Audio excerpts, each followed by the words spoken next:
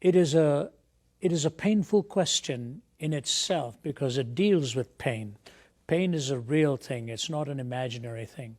There are many ways that one can approach an answer, but C.S. Lewis used to remind us that it is critically important to examine the assumptions within a question.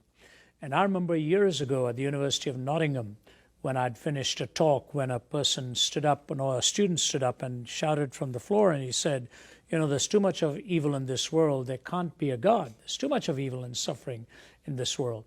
And the irony of that question to me was, I come from the East, I now live in the West. I don't ever remember being asked this question in the East. Now they do because of all the cross-pollination of thinking and all of that.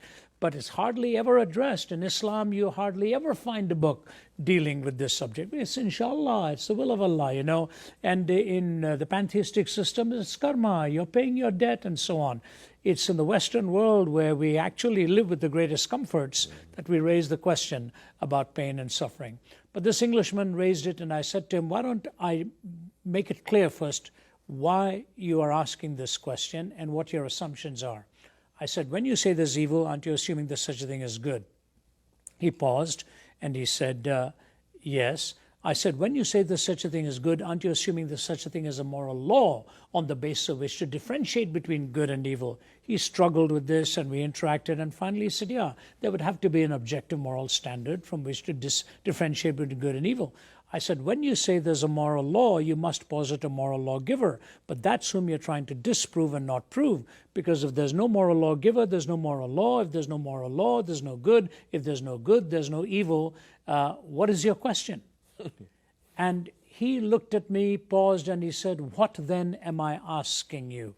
Now, this was years ago. I said, I know what you're asking, man. I'm not trying to make it hard for you. It's an existentially felt question that often doesn't examine the logical presuppositions within this. God has to remain in the paradigm for the question to be real, and therefore the answer has to come from what God's purposes and God's description is all about reality. Let me just move to two quick answers in this. There's a young gal in Georgia, where I live. I live in Atlanta, and her first name is Ashlyn. And one day her mother was on a television program discussing a strange problem that she has, which is called CIPA, congenital insensitivity to pain with anhidrosis. She cannot feel pain and her sweat glands don't work. The problem may sound good, you don't feel any pain.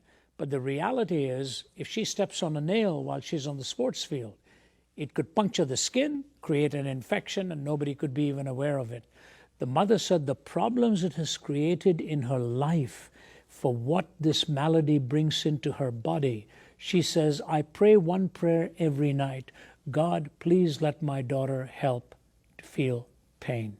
She could put her hand on a burner and not know that her hand is burning.